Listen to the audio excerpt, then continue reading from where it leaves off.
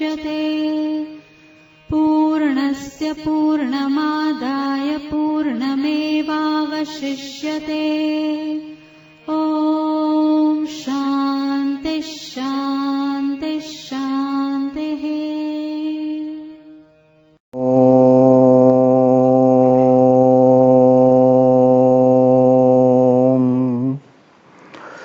भद्रं कर्णेभिः शृणुयाम देवाः भद्रं पश्येमाक्षभिर्यजत्राः स्थिरैरङ्गैस्तुष्टुवांशस्तनूभिर्व्यसेम देवहितं जदायुः स्वस्ति न इन्द्रो वृद्धस्रवाः स्वस्ति नः पूषा विश्ववेदाः स्वस्ति नस्तार्क्ष्यो अरिष्टनेमिः स्वस्ति नो बृहस्पतिर्दधातु। ॐ शान्ति शान्ति शान्तिः। शङ्करं शङ्कराचार्यं केशवं बादरायणं सूत्रभाष्य कृतौ वन्दे भगवन्तौ पुनः पुनः। ईश्वरो गुरुरात्मेति मूर्तिभेद विभागिने व्योमवद्व्याप्तदेहाय दक्षिणामूर्तये नमः। ॐ शान्ति शान्ति शान्तिः। आधे मास्क लगा कर के आए, आधे ने नहीं लगा। मंत्र भाग की मुंडकोपनिषद के द्वितीय मुंडक के द्वितीय खंड का विचार हम लोग कर रहे हैं। द्वितीय मुंडक में भगवती श्रुति ब्रह्म ज्ञान के साधनों की चर्चा कर रही है। द्वितीय मुंडक के प्रथम खंड में पराविद्या से अधिगम्यमान अक्षर ब्रह्म का वर्णन हुआ। प्रथम खंड के विचार मात्र से अहम ब्रह्मास्मि इत्याकारक तत्वबोध जिन्हें नहीं हो पाया, श्रुति भगवती अपने उन अधिकारियों को भी मनुष्य जीवन को कृतार्थ करने वाला अहम ब्रह्मास्मि ऐसा ब्रह्मात्मेकत्व साक्षात्कार कराना चाहती हैं। इसलिए ब्रह्म ज्ञान के उत्पत्ति में प्रतिबंधक अपने अधिकारी के अंतःकरणस्थ दोषों की निवृत्ति के साधनों को द्वितीय खंड में बता रही है। ब्रह्म ज्ञान की उत्पत्ति में प्रतिबंधक जो अंतःकरणस्थ दोष है, वे पुरुष प्रयत्न से साध्य जो साधन है उससे निवर्त्य है। तो प्रमेय विषयक विपर्य यदि चित्त में है तो उसकी निवृत्ति के उपाय के रूप में पहले श्रुति ने आविसन्निहितम गुहाचरण नाम इस वाक्य से बताया निधिध्यासनात्मक साधन प्रथम मंत्र से। और प्रथम मंत्र के प्रथम वाक्य से, और प्रथम मंत्र में ही महत्पदम अत्र एतत् समर्पितम इत्यादि वाक्य से श्रुति ने प्रमेय विषयक संशय रूप अंतःकरणस्थ दोष की निवृत्ति के साधन के रूप में बताया मनन रूप साधन को। मनन से ब्रह्म ज्ञान की उत्पत्ति में प्रतिबंधक प्रमेय विषयक संशय नामक दोष निवृत्त होता है। ऐसे और भी कई एक दोष होते हैं चित्त में, जो बुद्धि मांद्य आदि दोष हैं। उसके कारण बुद्धि मांद्य नामक दोष जिसके चित्त में है वह अनुभ्यो अनुच इत्यादि मंत्र के द्वारा प्रतिपादित अति सूक्ष्म जो अतीन्द्रिय आत्मस्वरूप है उसका विचार नहीं कर सकता। उन दोषों की निवृत्ति के लिए, लेकिन वो भी चाहता है कि मैं भी मुक्त हो जाऊं, तो उसे और मुक्ति तो अहम ब्रह्मास्मि साक्षात्कार के बिना संभव है ही नहीं। भले ही मृत्यु के एक क्षण पूर्व क्यों न हो, लेकिन इसी शरीर में रहते रहते अहम ब्रह्मास्मि यह बोध होना जरूरी है सद्यो मुक्ति के लिए। सद्यो मुक्ति का मतलब होता है जिस शरीर में रहते हुए ज्ञान हुआ, उस शरीर के छूटने के बाद फिर शरीरांतर का ग्रहण नहीं करना पड़े। वह उपाधि प्रारब्ध के समाप्त होते ही समाप्त हो जाएगी, वर्तमान कार्यकरण संघात। फिर जो निरुपाधिक ब्रह्म स्वरूप है उसमें अवस्थान, विधेय कैवल्य, ये सद्यो मुक्ति है। यानी मोक्ष एवं वर्तमान शरीर पात के बीच में दूसरा कोई शरीर ग्रहण नहीं करना पड़े तो माना जाएगा कि मोक्ष हो गया, सद्यो मुक्ति मिल गई। और एक होती है क्रम मुक्ति।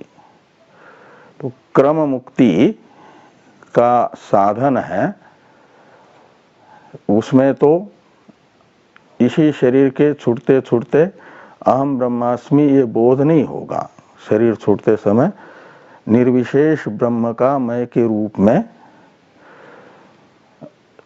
अनुभव नहीं हो पाएगा, तदाकार वृत्ति भी नहीं होगी। वो होगी तो फिर उसका जन्मांतर होगा, वो होगा ब्रह्मलोक में। वो भी मुक्ति की, क्रम मुक्ति की साधनभूत उपासना जिसने की है वह ब्रह्मलोक जाएगा। वहां पर ब्रह्मा जी से अहम ब्रह्मास्मि बोध प्राप्त करके फिर जीवन मुक्त होकर के रहेगा। जब तक ब्रह्मा जी की आयु है तब तक, और फिर ब्रह्मा जी के साथ विधेय कैवल्य को प्राप्त करेगा। तो विधेय कैवल्य और वर्तमान साधक शरीर, इन दोनों के बीच में एक ब्रह्मलोक में जन्मांतर भी हुआ ना। और जो ब्रह्मलोक में नहीं जाता, साधक है, ब्रह्म ज्ञान की साधना करते करते शरीर छूट गया, तो गीता में कहा गया है ना, अर्जुन ने पूछा कि मान लो जिसको ब्रह्म साक्षात्कार नहीं हुआ और कर्म तो छोड़ करके ब्रह्म ज्ञान के अंतरंग साधनों में लगा था, तो उसकी क्या स्थिति होगी? क्या वह आए हुए बादलों को जैसे तेज हवा उड़ा करके ले जाती है, छिन्न विच्छिन्न कर देती है, ऐसा ही वह साधक हो जाएगा, उसकी दुर्गति होगी या क्या होगा? तो भगवान ने कहा नहीं कल्याण कृत कश्चित दुर्गतिम तात गच्छति। जो कल्याण मार्ग पर चल रहा है, मोक्ष मार्ग पर चल रहा है, उसकी दुर्गति तो हो ही नहीं सकती। तो फिर क्या होगा? ब्रह्म ज्ञान हुआ नहीं तो मुक्त नहीं होगा, और कर्म नहीं कर रहा है तो कर्म से प्राप्त होने वाले स्वर्ग आदि में भी नहीं जाएगा। तो कहते उसका यही यदि वैराग्य दृढ़ रहा शरीर छूटते समय, तो योगियों के कुल में जन्म होगा, फिर उत्तम कोटि का साधक बन करके वेदांत श्रवण करेगा, अहम ब्रह्मास्मि बोध होगा, जीवन मुक्त होकर के रहेगा और फिर शरीर छोड़ेगा। वो भी क्रम मुक्ति ही हुई एक प्रकार से। तो जो ब्रह्म ज्ञान के उत्पत्ति में प्रतिबंधक दोष चित्त में हैं, उन दोषों की निवृत्ति के लिए साधन में लगा हुआ साधक है, वह उसकी दो स्थितियां हैं। या तो वैराग्य की न्यूनता रहेगी तो ब्रह्मलोक जाकर के क्रम मुक्ति को पाएगा, लेकिन उसे ब्रह्मा जी के 100 वर्ष पूरे होने पर ही विदेह मुक्ति मिलेगी। तब तक जीवन मुक्त होकर के वहां रहना पड़ेगा। विदेह मुक्ति के लिए लंबी प्रतीक्षा करनी पड़ेगी। और जिसका वैराग्य दृढ़ है, वह ब्रह्म ज्ञान के अभाव में यहाँ पर जन्म लेकर के मनुष्य बन करके ही अच्छे कुल में जन्म लेकर के आगे ब्रह्म ज्ञान की साधना करेगा, मुक्त होगा, जल्दी मुक्त होगा। अभी तो ब्रह्मा जी मात्र 50 वर्ष के हुए हैं, वर्तमान के ब्रह्मा जी हैं, इसकी आयु कितनी हुई है? इस कल 50 वर्ष के युवा हैं। उनका वो स्वर्ण महोत्सव मनाया गया, और स्वर्ण उत्सव में होने के बाद अभी क्या चल रहा है उनका? 51वें वर्ष के पहले दिन का उषक काल चल रहा है। ये कैसे पता चलता है? हाँ? ये सब जो पंचांग न तो देखना है, न तो ब्रह्मचारियों को संध्या करनी है। संध्या में संकल्प बोलते हैं तो उसमें वो सब आता है। तो ब्रह्मा जी अभी 50 वर्ष के हुए हैं, उनका ये उत्तरार्ध चल रहा है। ब्रह्मणो अहनि द्वितीय परार्धे, ऐसा था ना, श्वेत वाराह कल्प है। तो ब्रह्मा के द्वितीय परार्ध चल रहा है, यानी 2 परार्ध होते हैं। एक पूर्व परार्ध, तो प्रथम परार्ध होता है 50 वर्ष का एक परार्ध, और ये द्वितीय परार्ध चल रहा है, यानी 51वें वर्ष का प्रथम दिन है। द्वितीय परार्ध है ब्रह्मणो अहनि, तो ये पहले 51वें वर्ष का पहला दिन है। लेकिन इसमें पहले दिन में आपके कितने वर्ष आकर के चले जाते हैं? 2000 बार चारों युग आकर के बीत जाएंगे, तब 24 घंटा होता है उनका।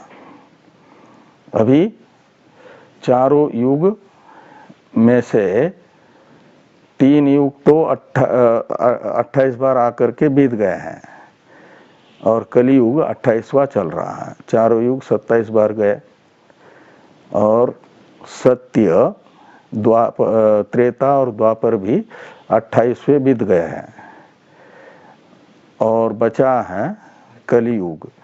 और कलियुग के गए हैं 28वें कलियुग के 5130 वर्ष ऐसा कुछ हुआ है। जो भगवान कृष्ण ने धराधाम छोड़ दिया तो कलियुग आ गया। तो अभी 2000 में से केवल 28 समझ लो, 28वें कलयुग का भी बहुत से कई लाख वर्ष बाकी हैं, तब जाकर के 28 पूरे होंगे। 2000 में से 28 माइनस करने पर 19,000 कितने बचेंगे? 72 बार चारों युग आकर के बीत जाएंगे, तब जाकर के एक दिन पूरा होगा। इसलिए ये एक प्रकार से उषः काल जैसा ही है ना, प्रातः काल है। ब्रह्मा जी के 51वें वर्ष के पहले दिन का। तो तब तक प्रतीक्षा करनी पड़ेगी। फिर ब्रह्मा जी की आयु उनके दिन मान के अनुसार 100 वर्ष पूरे हो जाए तो ब्रह्मा जी का भी शरीर शांत हो जाता है। वे विधेय कैवल्य को प्राप्त करते हैं और उनके साथ जितनों को ब्रह्म ज्ञान हुआ था ब्रह्मलोक में, वे भी मुक्त हो जाता है। बाकी फिर जिनको जिनको ज्ञान नहीं हुआ, महाप्रलय के बाद दूसरे कल्प में फिर उनका जन्म होता है। ये सब चलता रहता है संसार चक्र।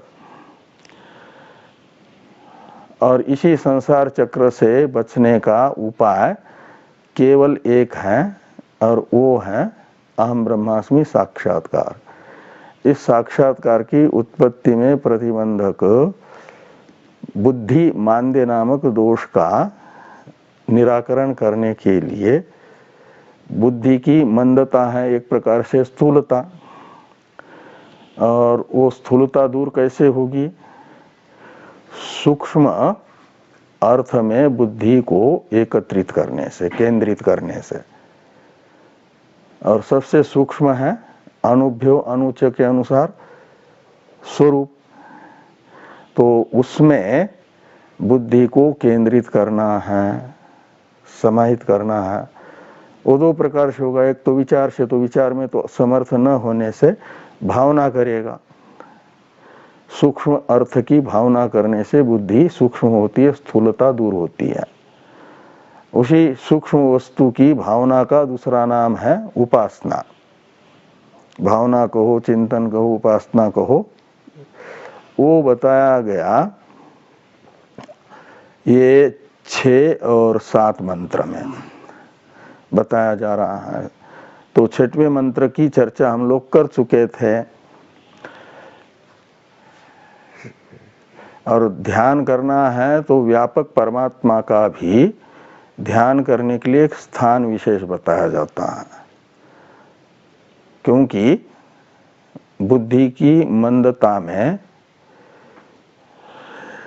ये होता है कि बुद्धि मांद्य जिसका है, उसे देश विशेष में रहने वाले वस्तु विशेष का ग्रहण करने की ही अभ्यास होता है, ऐसी उसकी वृत्ति होती, बुद्धि की अर्हता होती है।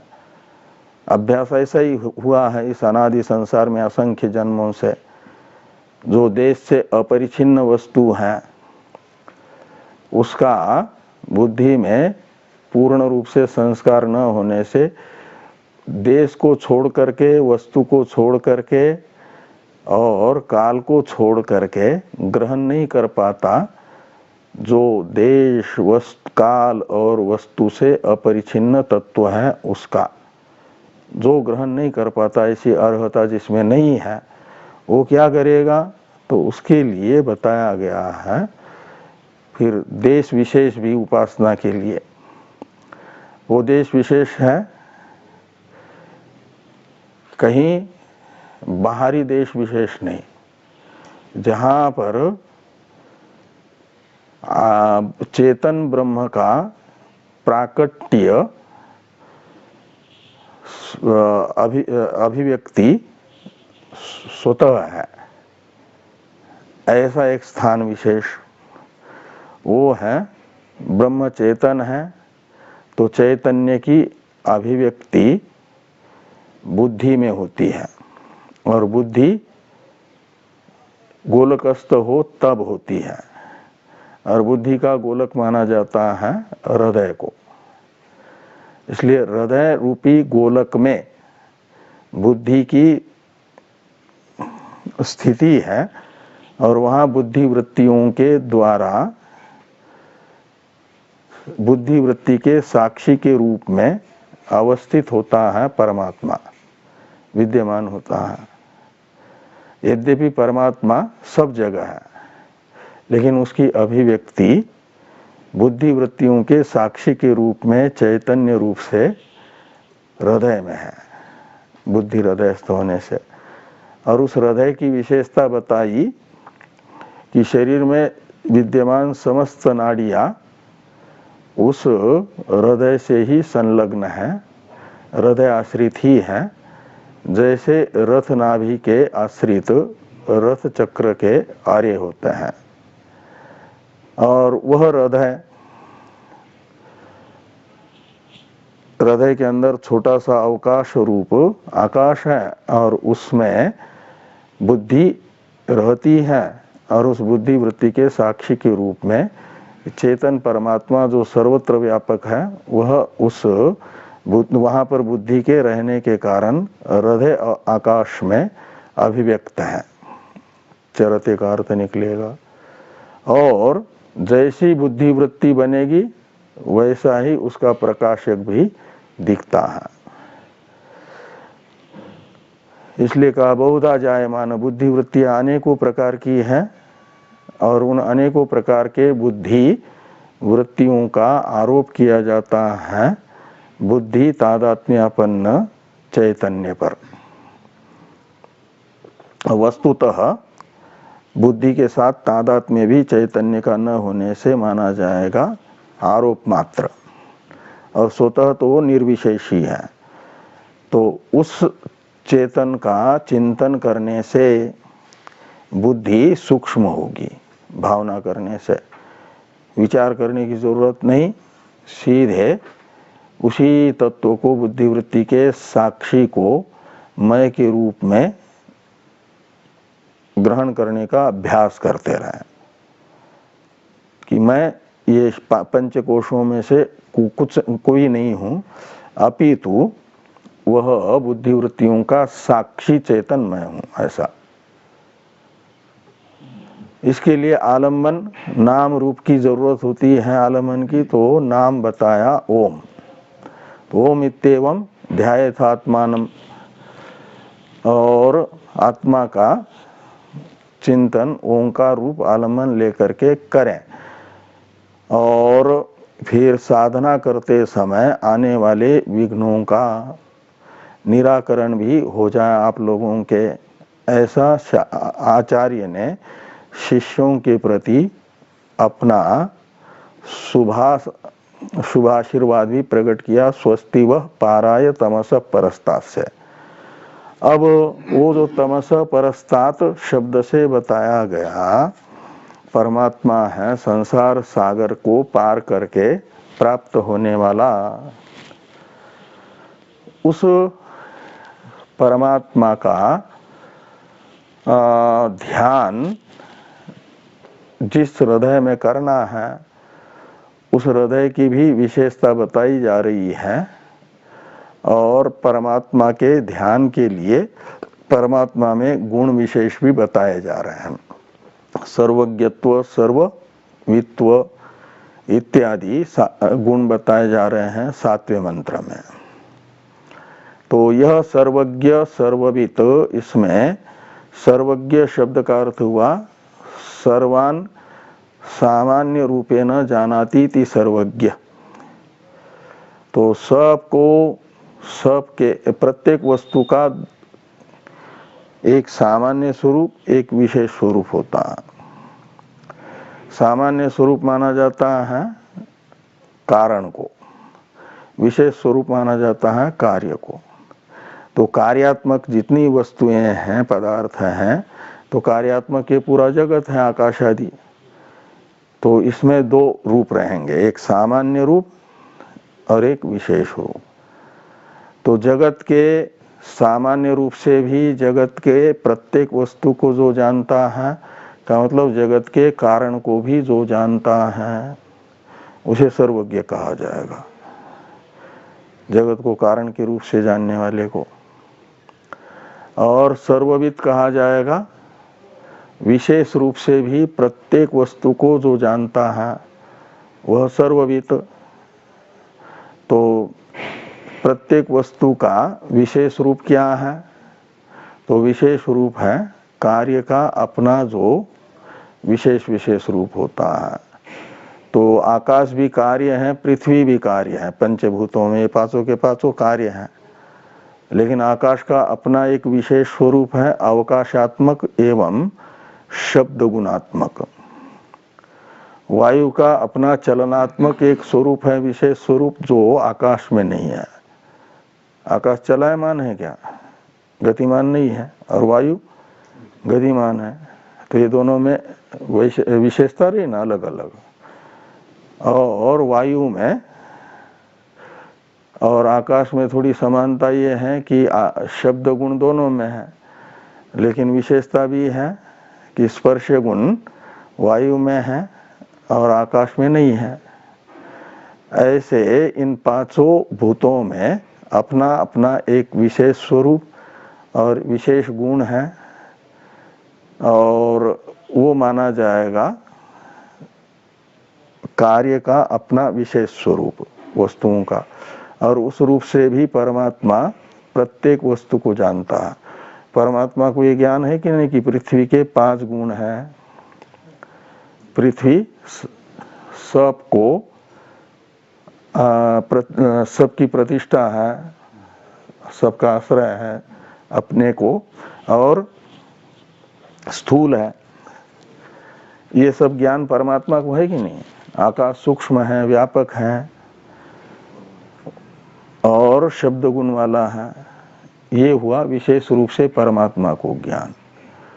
और सामान्य रूप से इन सब का कारण त्रिगुणात्मिका प्रकृति परिणामी उपादान कारण है। और मैं ये सारे जगत का विवर्त उपादान कारण हूँ, ऐसा परमात्मा जानते हैं। और यस्य एष महिमा भुवि, इस वाक्य से तीसरा एक गुण बताया जा रहा है। पूर्व में सर्वज्ञ शब्द ने एक सर्वज्ञत्व गुण, सर्वविद शब्द ने सर्ववित्व गुण बताया। यस्य एष महिमा भुवि, यह वाक्य बता रहा है कि यस्य यानी प्रकृतस्य परमात्मनः ध्येयस्य। तो प्रकृत ध्येय जो परमात्मा है, उनका रूप आलंबन को लेकर के हृदय में ध्येय जो परमात्मा है, उस परमात्मा की यह महिमा है। भुवि यानी लोक में, संसार में परमात्मा की यह महिमा है। वो कौन सी महिमा है? तो महिमा का अर्थ है ऐश्वर्य। महिमा शब्द यहाँ ऐश्वर्य का वाचक है। तो ये जो दिवलोक है और पृथ्वीलोक है, ये हमेशा अपने अपने कक्षा में ही बने रहते कि नहीं बने रहता है? नहीं तो दिवलोक ऊपर से गिर जाए आपके ऊपर तो बचने की कोई संभावना है? छोटा सा छत भी गिर जाता है, 10-20 लोग वहां बैठे रहते हैं छत के नीचे, तो दब करके मर जाता है। पूरा दिवलोक गिर जाए तो? लेकिन वो अपनी मर्यादा को नहीं छोड़ता है, अपनी कक्षा में ही रहता है। और पृथ्वी भी पानी में ही तैर रही है ना, ये मालूम है कि नहीं? ओ लेकिन डूब नहीं रही है। इतना सब पानी, चारों ओर भी पानी है, नीचे भी पानी है पृथ्वी के। वो अपनी कक्षा में जैसी की तैसी है। तो ये द्यावा पृथ्वी इनको कहा जाता है, यानी दिवलोक तथा पृथ्वीलोक। इनको अपनी अपनी कक्षा में अवस्थित रखने वाला कोई न कोई इनसे भी शक्तिमान विद्यमान है, जो इनका नियमन करता है। और ये पूरा संसार द्यावा पृथ्वी आदि रूप सारे लोग जिसके नियम में रहते हैं, जिसके प्रशासन का उल्लंघन नहीं करते, अतिक्रमण नहीं करते, उन्होंने संसार बनते समय ही संकल्प किया है। सत्य संकल्प है ना परमात्मा। क्या संकल्प किया है कि पृथ्वी इतने काल के लिए अपनी कक्षा में ही बनी रहे, स्थिति काल तक, उत्पन्न होने के बाद प्रलय होने तक उसकी जो परिधि है उस परिधि में ही रहे और सबको आश्रय देती रहे। ऐसा संकल्प परमात्मा का।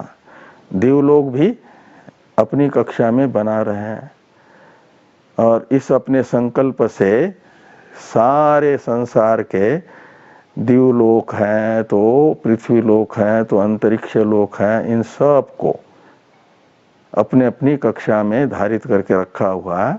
का मतलब ये इसके प्रशासन में रह रहे हैं। जैसा ईश्वर का संकल्प है वैसा रह रहा है। ऐसे सूर्य, चंद्रमा, अग्नि, समुद्र, ये सब के सब जो है अपनी अपनी कक्षा में विद्यमान रहते हैं। का मतलब जो उनको कार्य बताया गया है वह कार्य बिना आलस के निरंतर करते जा रहे हैं। सूर्य उदित होने के लिए कभी आलस नहीं करता सूर्य कि अभी ठंडी बहुत है तो कैसे न उगे, और गर्मी के दिनों में भी ऐसा नहीं करता। इसलिए सूर्य को पता है इतने घंटे, इतना मिनट, इतने सेकंड पर उदित होना ही है, उदित होंगे ही। ऐसे चंद्रमा, इंद्र, सारी जो संसार की शक्तियां हैं उन सब को अपने प्रशासन में रखा हुआ है। उस परमात्मा का प्रशासन कोई भी अतिक्रमण नहीं करता, परमात्मा के प्रशासन का।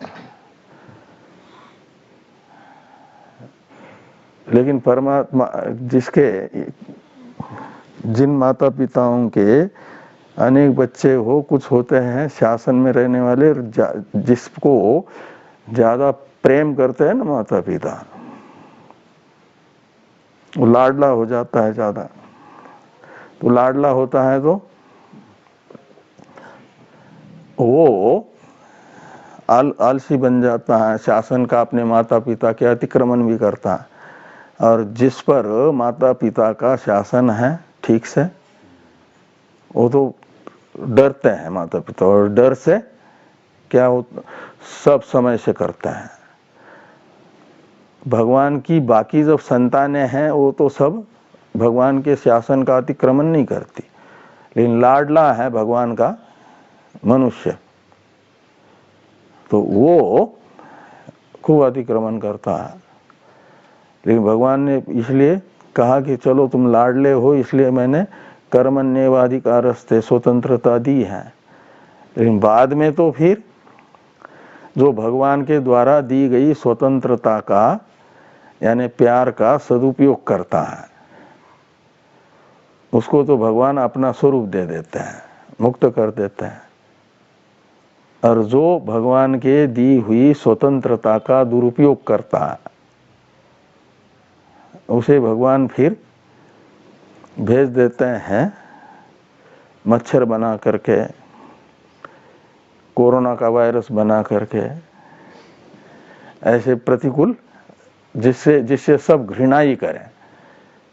कोई कोरोना से प्रेम कर रहे हैं कि घृणा ही कर रहे हैं? उल्टा कोरोना जिस पर बैठा हुआ होगा उससे भाग जाते हैं, दूर अपने पास भी नहीं आने देते।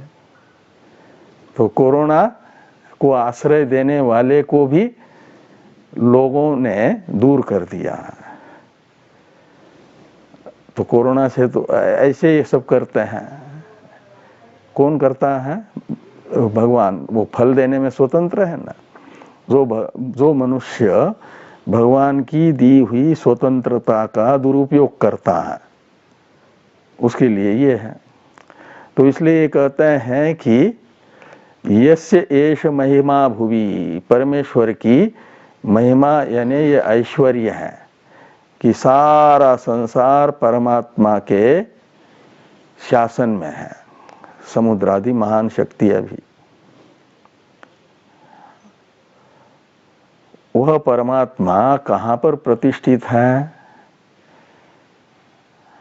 तो भक्त ऐसे, यद्यपि वो तो सर्वाश्रय होने से, देशतः अपरिचिन्न होने से सब जगह है, कहीं नहीं है ऐसा नहीं है। आकाश कहाँ नहीं है, सब जगह है। और वो तो आकाश का भी अधिष्ठान है, इसलिए आकाश को भी सत्ता स्फूर्ति देने वाला परमात्मा वह सर्वत्र होने पर भी विशेष रूप से अब कहाँ रहता है, उसकी अभिव्यक्ति कहाँ है, कहाँ प्रतिष्ठित है? तो कहा कि दिव्ये ब्रह्मपुरे योमनि येषः आत्मा प्रतिष्ठित। तो येषः आत्मा दिव्ये ब्रह्मपुरे योमनि प्रतिष्ठित, ऐसा अन्वय करिए कि ये जो प्रकृत आत्मा है, परमेश्वर है, वह जिसको सर्वज्ञ कहा, सर्वशक्ति कहा, सारे संसार को अपने शासन में रखने वाला कहा, सब संसार का जो शासक है, वह परमात्मा योमनि प्रतिष्ठित। योमनि, योमन शब्द का सप्तमी का एक वचन है ना। तो योमन शब्द का अर्थ होता है आकाश, तो आकाश में विद्यमान है। वो कौन से आकाश में? भूताकाश में नहीं। भूताकाश तो ये आपके स्वरूप में प्रतिष्ठित है, आत्मा में प्रतिष्ठित है, परमात्मा में। तो इसलिए दिव्ये ब्रह्मपुरे योमनि ऐसा अन्वय करना। तो ब्रह्मपुर शब्द का यहाँ पर अर्थ है हृदय। ब्रह्मपुर यानी हृदय, और हृदय आकाश, हृदय के अंदर जो आकाश है, हार्द आकाश जिसको कहा जाता है। तो ब्रह्मपुरे योमनि इतने का अर्थ निकलेगा हार्द आकाशे, यानी हृदयस्थ आकाश में। और हृदय कैसा है? ब्रह्मपुर शब्द से बताया गया, ये दिव्य है। ब्रह्मपुर का मतलब जहां पर चेतन परमात्मा रहता हो, वह दिव्य यानी द्योतनवान प्रकाशमान रहेगा कि नहीं रहेगा? हृदय स्वयं प्रकाश, परमात्मा जहां रह रहा है वहां प्रकाश ही प्रकाश है। हजारों सूर्यों से भी अधिक दीप्ति अर्जुन ने कहा भगवान के जिस स्वरूप में है। एक साथ आकाश में हजारों सूर्य का उदय हो जाए और उनका प्रकाश जितना होगा उससे भी अधिक प्रकाश गीता के 11वें अध्याय में अर्जुन ने कहा है ना कि विश्व रूप में है भगवान के। तो वो जो ऐसा परमात्मा जहां पर प्रतिष्ठित होगा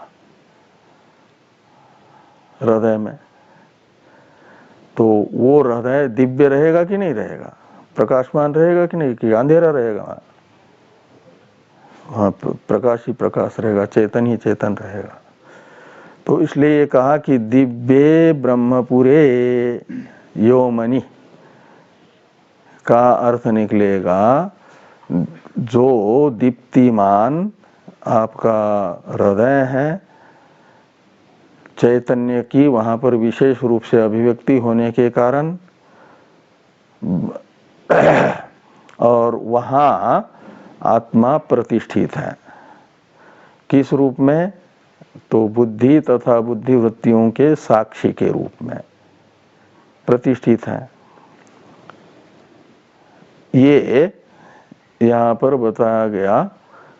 हृदय में परमात्मा का इस प्रकार ध्यान करें। और भी गुण बताए जा रहे हैं परमात्मा के। मनोमय, परमात्मा मनोमय है। ये आत्मा पद की अनुवृत्ति यहाँ पर भी ले आना। जिसको सर्वज्ञ कहा गया, सर्वविद कहा गया, जिसकी महिमा सारे संसार को अपने प्रशासन में रखना रूप बताई गई, और जिसको हार्द आकाश में प्रतिष्ठित बताया गया, वह परमात्मा मनोमय है।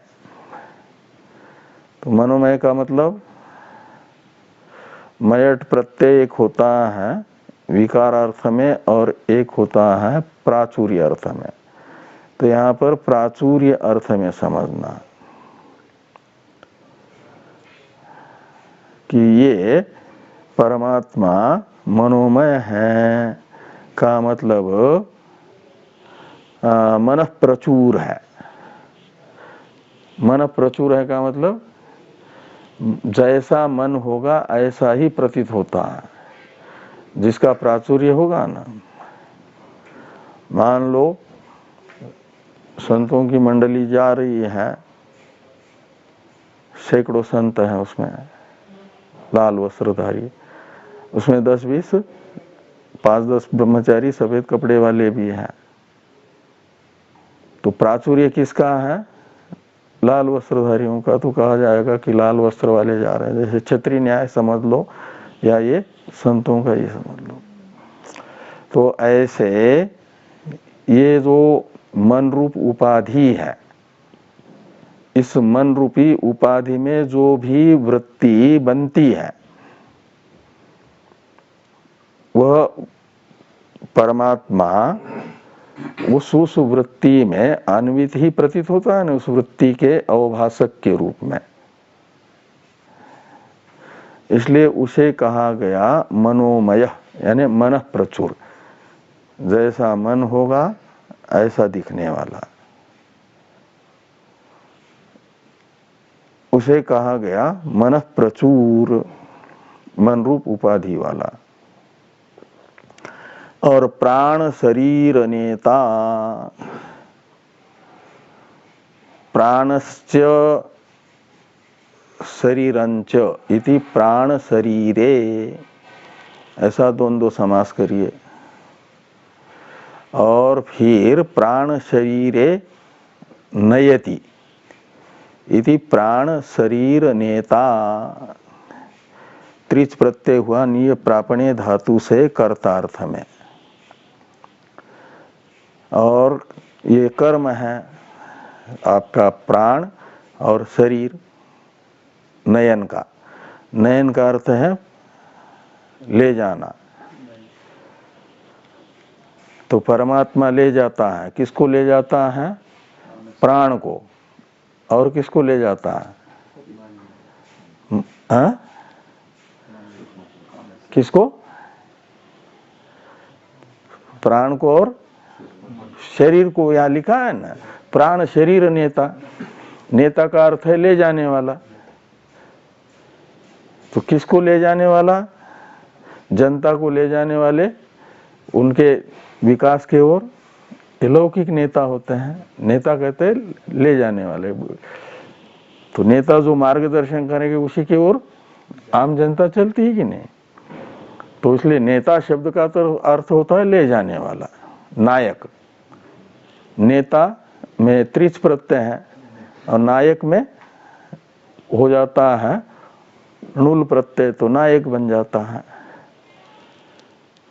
ऊ नुल का ऊ बसता है ना, और ऊ का ऊ के स्थान पर अ का आदेश होकर के नायक।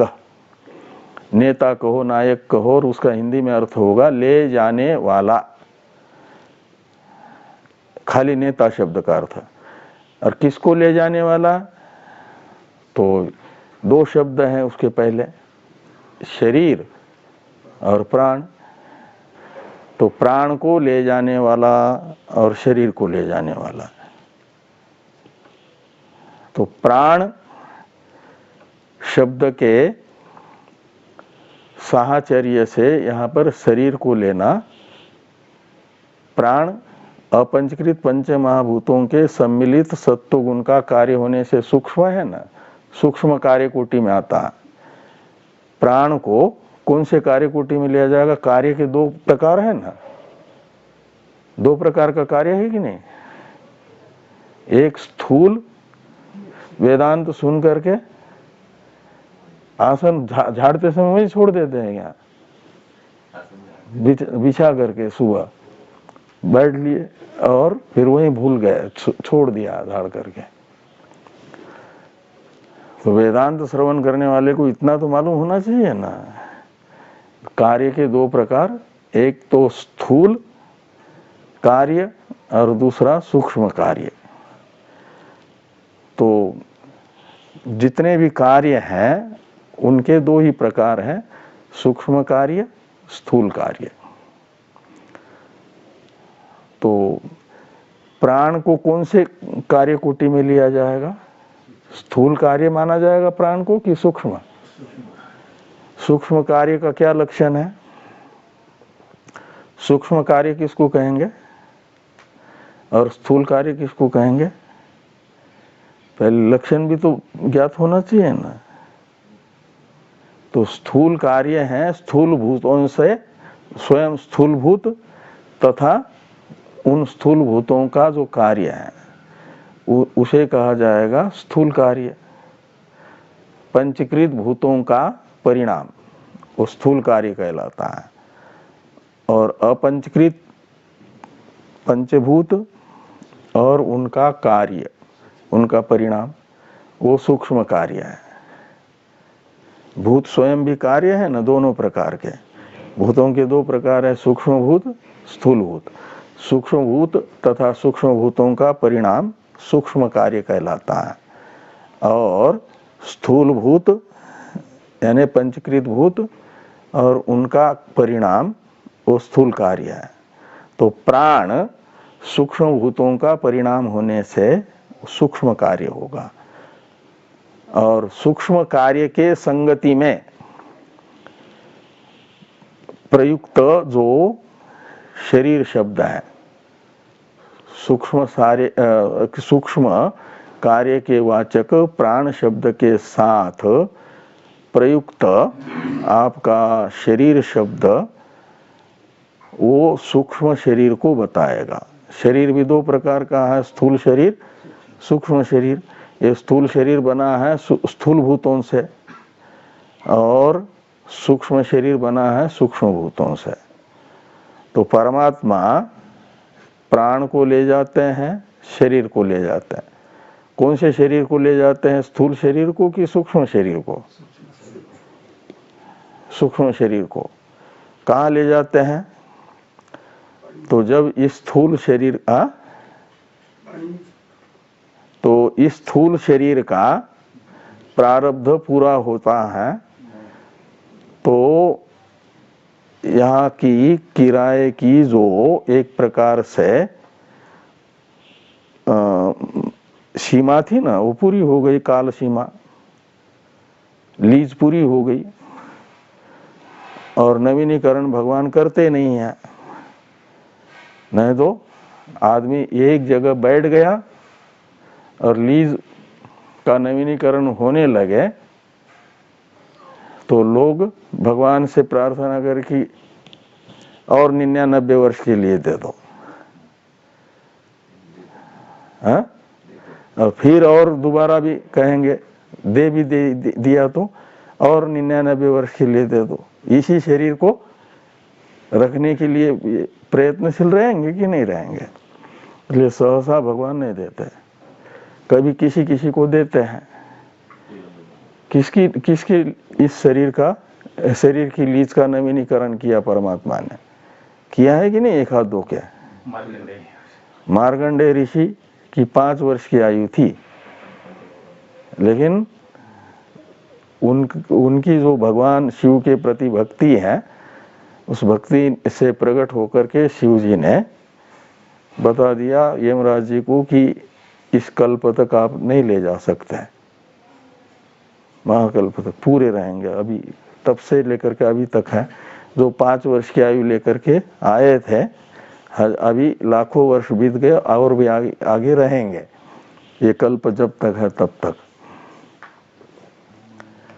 तो उनकी लीज कर दी वहां तक के लिए, कहा जब तक संसार है तब तक के लिए आपके लिए ये शरीर दान है, नवीनीकरण कर दिया।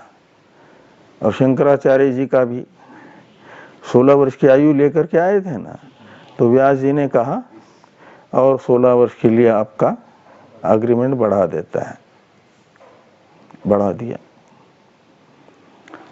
आम पब्लिक के लिए ऐसा नहीं होता, तो एक क्षण भी ज्यादा नहीं रहने देते।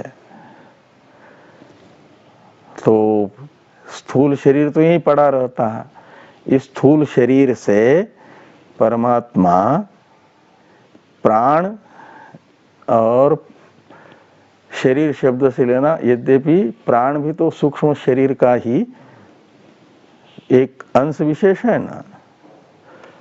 19 तत्वों या 17 तत्वों में पंच प्राण भी आते हैं ना, लेकिन यहाँ प्राण शब्द का अलग प्रयोग होने से शरीर शब्द से लेना प्राण से अतिरिक्त जो बाकी सूक्ष्म शरीर अंतपाती तत्व है। यदि 19 तत्व मानेंगे तो 19 में से 5 प्राण को माइनस कर लो तो 14 तत्व, कर्मेंद्रिय पंचक, ज्ञानेन्द्रिय पंचक और अंतःकरण चतुष्ट है। ये शरीर शब्द से लीजिए, इनको भगवान ये करते हैं, ले जाते हैं। किसके? अपने, भगवान के अपने प्राण और सूक्ष्म शरीर को ले जाते भगवान। उनके तो अपाणिपादो जौनो ग्रहीता, शरीर उनके तो न इंद्रिय है, न मन है, न बुद्धि है, बुद्धिहीन है परमात्मा। बुद्धि नहीं है परमात्मा के पास, बुद्धि तो आपके पास है, बुद्धिमान जीव है, और यही बुद्धि तो परेशान कर रही है, संसार में घुमा रही है, और बुद्धि मुक्त भी करती है। यदि दैवी संपद से युक्त हो तो दैवी संपद विमोक्षाय, और निबंधाय आसुरी मता, आसुरी संपद करती है बंधन, संसार, जन्म मृत्यु। तो ये जो परमात्मा है वो प्राण शरीर नेता है का मतलब, जब शरीर छूटता है प्रारब्ध पूरा होने पर, तो स्थूल शरीर से सूक्ष्म शरीर को परमात्मा दूसरे स्थूल शरीर में ले जाते हैं। शरीरात शरीरांतरम नयति, एक शरीर से दूसरे शरीर में प्राण तथा शरीर शब्दित बाकी इंद्रिया और मन बुद्धि को ले जाते हैं जीव के। परमात्मा ले जाते हैं का मतलब फिर तो वो ड्राइवर हो गया आपके, आप गाड़ी में बैठ करके जा रहे हैं, परमात्मा आपकी गाड़ी चला रहे हैं, या विमान में जा रहे हैं तो पायलट बन गए भगवान आपके। ऐसा है क्या? तो भगवान ले जा रहे हैं का मतलब भगवान तो आपके द्वारा निर्धारित किया हुआ जो भावी प्रारब्ध है, शरीर छूटते समय ही, वर्तमान शरीर छोड़ने से पहले भावी शरीर का प्रारब्ध निश्चित कर लेता है जीव। भगवान तो दिखा देते हैं कर्म की फिल्म, फिर उन कर्मों का फलोपभोग 84 लाख प्रकार के शरीरों में से जिस शरीर में हो सकता है, ऐसे शरीर की प्राप्ति का संकल्प उस जीव को भगवान करते हैं कि ये जीवात्मा यदि उपासक है तो ब्रह्मलोक में जाए और वहां पर वह शरीर धारण कर लें। ऐसा संकल्प ईश्वर ने किया तो ईश्वर के द्वारा नियुक्त जो अतिवाहिक देवता है वो ले जाते हैं स्थूल शरीर से उपासक जीवात्मा को निकाल करके उत्तरायण मार्ग से ब्रह्मलोक में। तो कई बार ऐसा होता है आप स्वयं किसी को रिसीव करने के लिए नहीं गए, लेकिन आपने किसी को भेजा, उसने लाया आपके व्यक्ति को, तो मानते हैं कि उस व्यक्ति ने, वो नहीं मानता कि बीच वाला जो था वो लाया हमको।